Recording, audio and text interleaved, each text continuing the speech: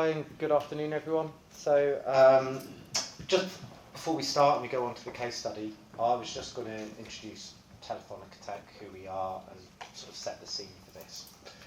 So, by way of introduction, I'm Chris Uren. I head up the public sector within Telefónica Tech, and specifically most of our engagements with NHS.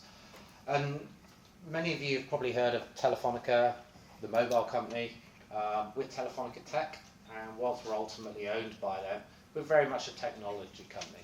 So if any of you have ever engaged with people like Cancom, Novasco, Incremental Group, or Adatis Consulting, all of those brands have now come under the Telefónica Tech brand over the last sort of 12 months. And that really gives us that kind of end-to-end capability across the 5 key pillars that you see here. So whether that's cloud, whether that's private cloud, hybrid cloud, public cloud, infrastructure, whether it's around modern workplace, so giving your employees the equipment, the software, and the management of that, enabling them to do the job, we can help with that. Obviously securing that, cyber security, it's always a big topic. And also around business applications, so around the use of Power Apps, dynamic CRM. We've got a good few examples downstairs of using Power Apps actually to help automate processes within the NHS. But really the focus of today is data and AI. So we've been working in data and AI for about 20 years now, working with 20, 30 different NHS organisations, both at the trust level and also at the central level, focusing around data AI projects. So that's creating data platforms, providing the ability to do proper analytics, the use of visual tools like Power BI, large language models, and more recently around Gen AI, all really around trying to solve those core data problems. One of the programs we've been working on now for about 12 months is the Thames Valley and Surrey Secure Data Environment, so the regional data environment, and that's going to be really the focus of our talk today. So we'll start, Kerry from the Programme Director for the SDE has very kindly agreed to join us to talk about the programme as a whole. And then my colleague George, or Gary as he's sometimes known, is going to give a really, really high-level view of the tech. But what I would say is we've got representation downstairs.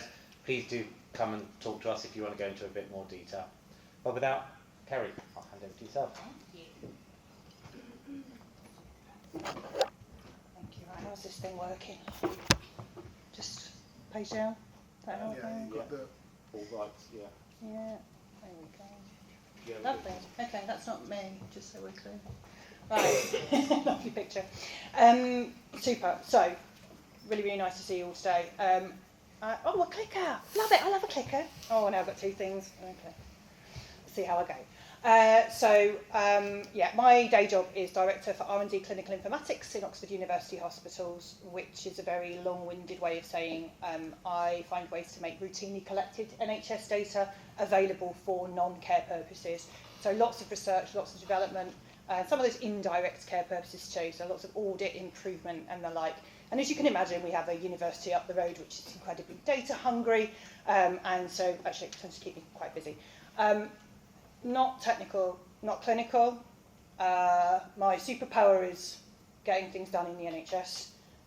So again, it tends to keep me quite busy and quite popular in OUH, and hopefully speaks a little bit to some of the interoperability challenges that we have going on. So, a little bit of context for the Secure Data Environment Programme. This is the policy mandate that came out actually a couple of years ago now, 2022. And what this essentially mandates is the use of secure data environments in order to access routinely collected NHS data for research and development. This is essentially the idea that we are delivering secure data platforms, cloud-based is the ideal here, referenced in the earlier conversation.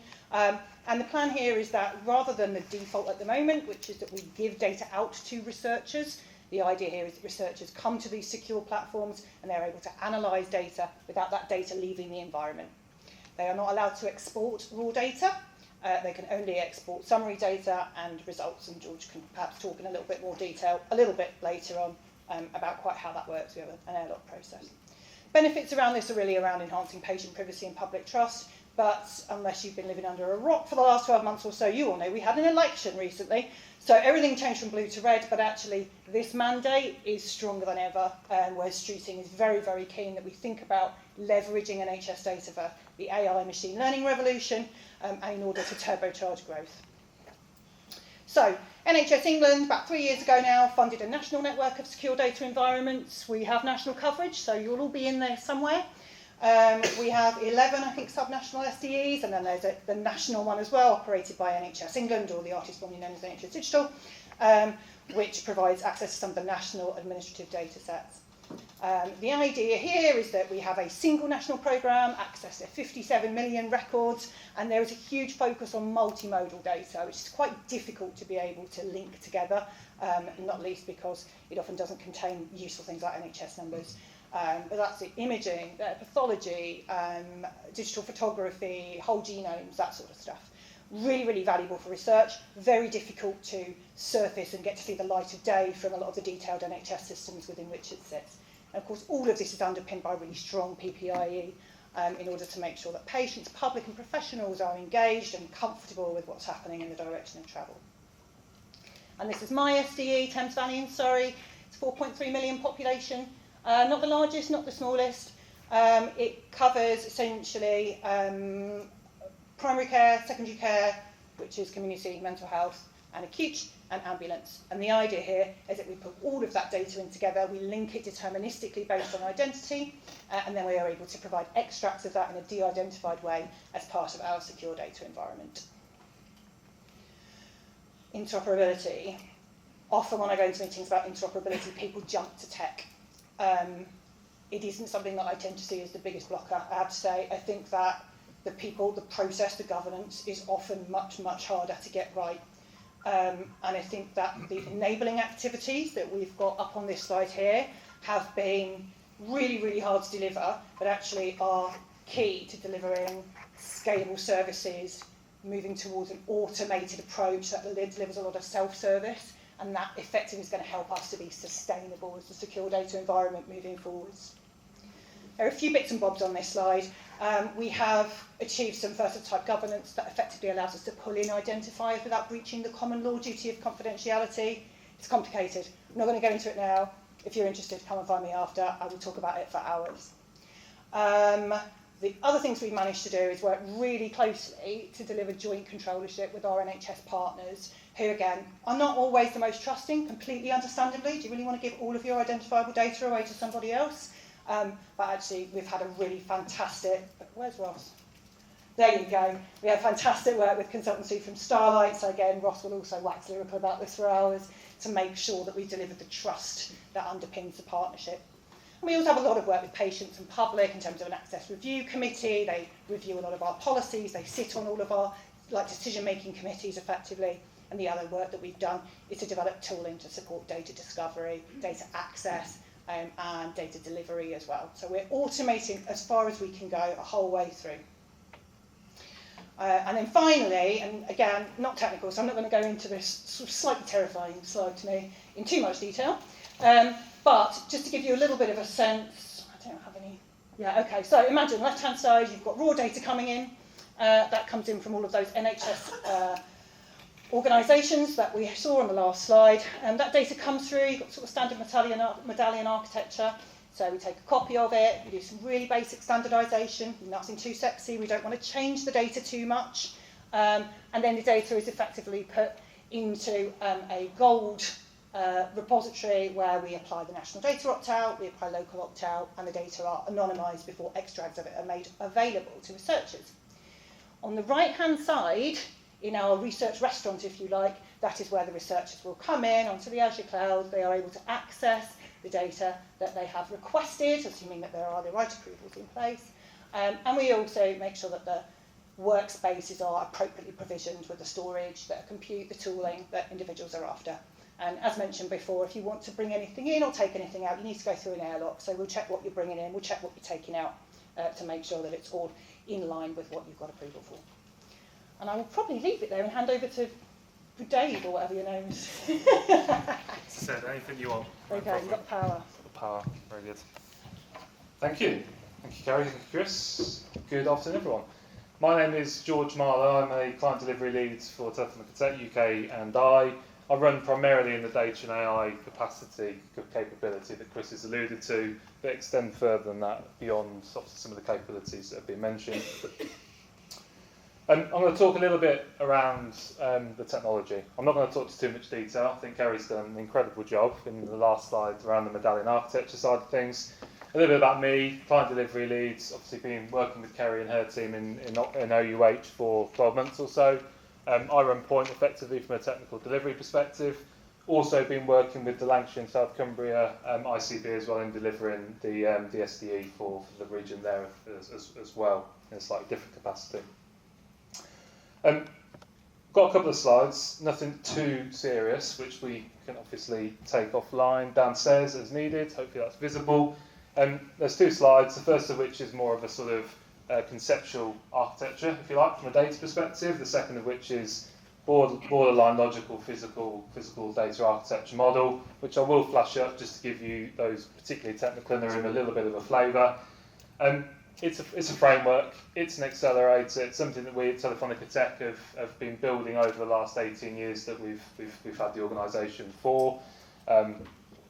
Effectively, it is a set of infrastructure guardrails, a set of data architecture guardrails that provision the appropriate service principles, provisions all via AAC, the appropriate environments, the appropriate groups, the appropriate resources to underpin a successful and very quick to deliver data platform for you.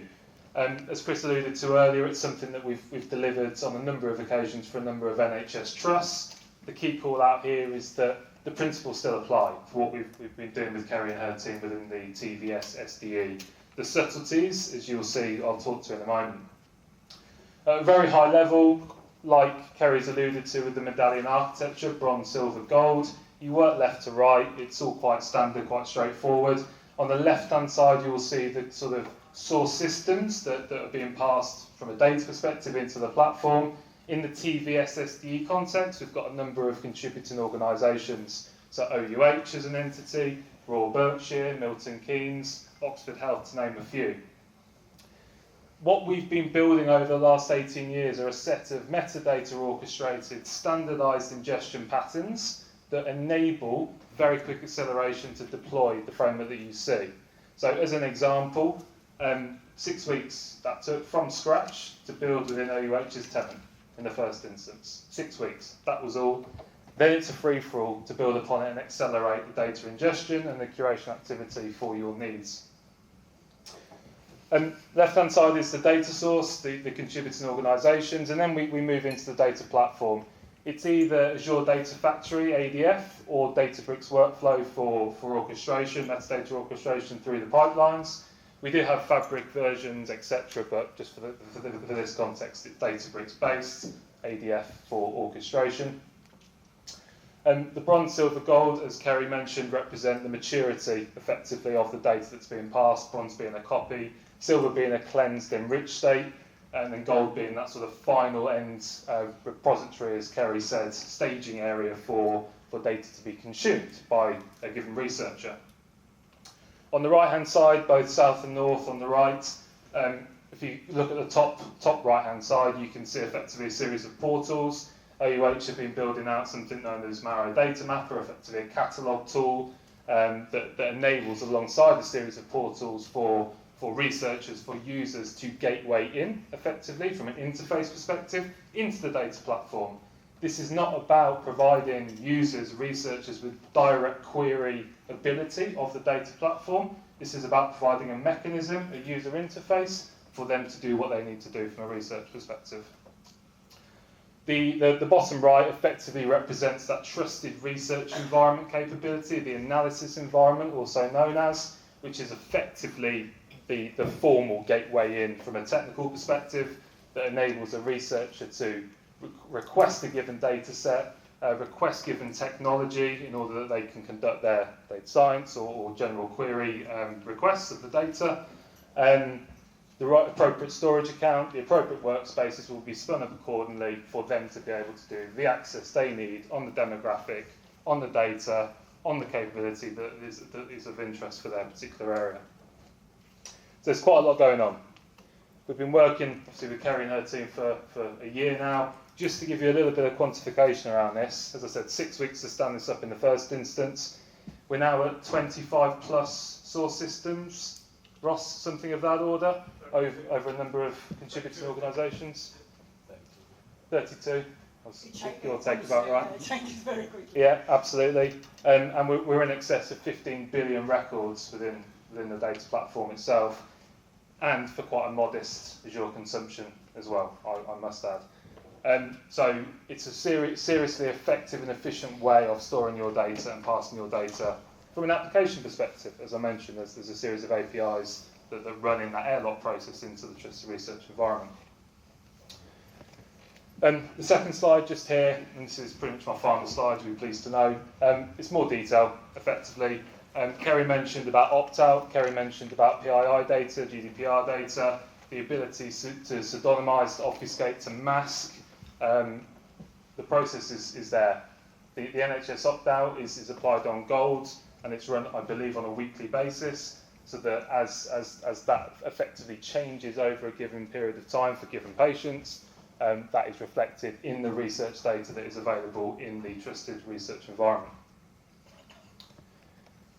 What is next? Well, we're a year in. We're obviously in a budget cycle, as I believe somebody mentioned about earlier, so there's a few sort of question marks around the detail of things. But there's a few known quantities, the first of which there is a lot more to be done. There are other contributing organisations, there is more data onboarding needed, that there are more data sources that need to ingest within the data platform. We've prioritised DPP oncology, cancer as a priority, but there are many more capabilities and domain areas that we want to focus on as well. So that's one given focus area. We do really, at Telefónica Tech, pride ourselves on knowledge transfer, right? This isn't about enabling a series of years of work from a TT perspective. This is about providing the trust, it's about providing the region with their own capabilities, their skills in understanding the way that the framework operates, to be able to be self-sufficient. That's the goal, so we can step away. So that's, again, a focus of ours over the coming weeks. I alluded very lightly to sort of the AI capability, and Chris did as well. The focus has been on data onboarding, data ingestion. We have been supporting OUH as well from a sort of natural language processing perspective, so document analysis, document processing, GP annotations, feature extraction, redaction. So there is, again, sort of conversation we're having around also extending that potentially beyond to natural language search as well. So as a researcher, I'm interested in a particular demographic or a particular geography, and I'm interested in DPP oncology, cancer as an example, made-up example. What exists? What exists? Tell me what exists. And that's effectively what we want to get to. We want that to be efficient, we want it to be effective. So there's definitely a good conversation to be had there. So in summary, I hope that's made reasonable sense. We are downstairs, so I'm more than happy to follow up on this on a sort of more technical architecture infrastructure basis. But hopefully that's been a reasonable sort of start for 10 to give you a view of things. There's some mugshots. You've got obviously myself as Gary somewhere on there as well, and you've got a series of the Telefónica Tech representatives downstairs as well. They'll be more than happy to talk through the detail going forwards. And then this is the final slide that sort of on a broader perspective represents some of the capabilities, some of the accelerators that we've been developing, particularly within healthcare, public sector. Again, the team would be more than happy to walk you through the details surrounding those features. And that is me. Any time for any Q&A? Or? We've got about 5 minutes. Yeah. Any questions at this point?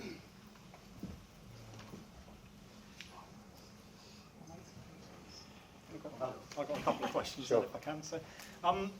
So much of what we collect in the NHS is unstructured data, how much of a challenge is that? And are you doing anything across the contributing trusts yet to change that and try and improve on the structure to make it more useful? And secondly, for commercial use, there's income associated with access to the environments. How are you passing that back out to the contributing trusts as well? Or what's the consideration?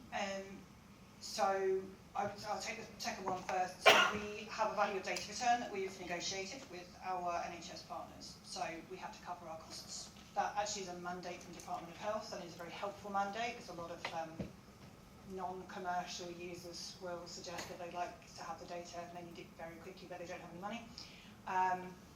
The general view is that we make sure we cover the costs, and then we negotiate a value of data return that usually covers either cash, so effectively bought out of any implications, or a royalty or an equity stake, which is more popular with sort of small and medium-sized enterprises. So essentially, if there is something that comes out of the research which is commercialisable, then the NHS, this is important to our patients and public, ends up having a stake in that, whether that's a stake in the company or a stake in whatever gets commercialised, which is quite exciting. That said, it is important to remember most stuff doesn't necessarily end up with something super sexy and exciting at the end of it. In terms of the challenges around the structured and unstructured data, and I think as George alluded to, the questions around the free text, it's a nightmare. It's bigger than anybody realises. It's incredibly difficult. We have to deal with, I'm in the blob store, it's absolutely horrendous, isn't it? Just trying to get pathway to be able to systematically work through those, undertake the redaction, undertake the feature extraction, is incredibly difficult, and you have to pay really quite brilliant software engineers to sit painting PDFs half the time. It's something that, at least when you sort of lift the stone up and you can start to explain to your CFO, to your procurement teams and your clinical teams, quite how difficult this is, and you can quantify the risk. And there's a governance risk there, and reputational, of course, as well as just the productivity issues around it. That is the beginning of the conversation. For digital pathology reports, which are like poems, we are in a situation now of working with the divisional director to be able to say actually there are certain repeat offenders that we can see when we look at the data, and there are certain fields in software where actually we just made little tweaks, like restricted that field, so we didn't write things in it like the patient's birthday today. Life would be a lot easier for everybody. But that is going to be a bit of a labour of love. I think we will be doing that for a very long time, because these are people who are working with systems that aren't necessarily fit for purpose in care. It's very difficult to make the case when you're busy. You don't have enough staff to say, actually, could you just spend 10 minutes making sure that you improve that data? So yes, work in progress. Sure. What will be the team size requirements of the data scientists in the trust in order to run your solution? What will be the what, sorry? Data scientists team size requirement. How do you mean? I'm not sure I understand what you mean. You What were talking data about science handing over requirements? to trusts. You said you give it back to them and they run it. You train Yeah. them and they run it. So we, How big is that team? How big will be the data scientist teams in order to run the your system? internal team for operational, or once we handle the solution back to you. There's about 20 of us at the moment. There should be more. I think it's probably fair to say, you know, if we look at the scale of some of the engagements we've done across trust, you know, it's a common model.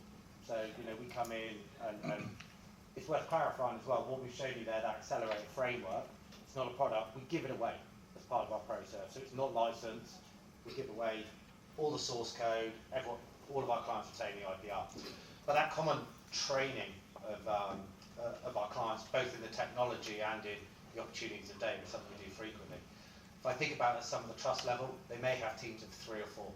Often, actually, what we found is once we start on that data journey, and some that we started with 4, 5, 6 years ago that we're still working with, you see that there becomes that balanced approach. What works for us really well is kind of closing that gap between client and supplier. We end up as one team, but our involvement just reduces over time. We've got somewhere we provide a day a week of support, or we're providing a little bit of QA, but they're running the team really with 3 or 4 people. Often as well, what those clients have seen is that perhaps certainly, you know, retention of staff is difficult. You know, quite often, particularly as well in London, where, you know, there are a lot of competing areas where, you know, you can go out, let's be honest, and earn significantly more money in the private sector, going down to Canary Wharf and things. But actually taking people out of the IT team, making them data experts, us training them up in terms of data and AI and what the capabilities are, then giving them the power to enhance it has really actually helped them with retention as well. So we've been working with Trust on identifying people and training them through that period. But yeah, you know, it's to run a larger scale data platform, you're probably looking at three or four at the Trust level. Obviously with the regional SDE, there's about 20. All good? Thank you. All good. I think we're out of time, so let's say we're downstairs. Please do come and talk to us. Thanks very much. Thank you very much.